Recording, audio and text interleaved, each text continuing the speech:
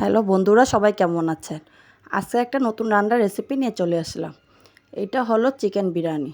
খুব সহজে মশলা ছাড়াই, প্যাকেটের মশলা ছাড়াই সুন্দর করে রান্না যায়। এই যে আমি সুন্দর করে পেঁয়াজ, চিকেন বিরিয়ানি রান্না করতে যা যা লাগে সব উপকরণ আমি এখানে দিয়ে দিয়েছি। তারপর চালটা আমি ভালো করে ভেজে নিয়েছি। ওই যে অন্য চুলায় আমি মাংসটা কষাচ্ছি। সব যত মশলা আছে ঘরের মশলা দিয়েই রান্না করা হচ্ছে। এটা ছিল ঘরের রেসিপি, মানে ঘরোয়াভাবে রান্না করা। এই যে রান্নাটা আমার হয়ে গেছে, মাংসটা কষানি। তারপর এটার মধ্যে আমি ঢেলে দিয়েছি। তারপর পরিমাণ মতন গরম জল ঢেলে দিয়েছি।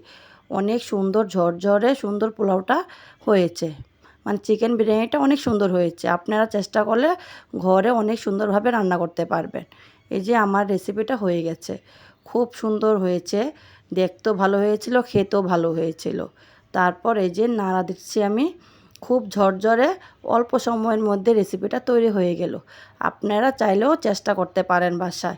আজকের রেসিপিটা আমার এই পর্যন্তই ছিল। ভালো লাগলে সাথে থাকবেন, কমেন্ট শেয়ার করে পাশে থাকবেন। সবাইকে ধন্যবাদ।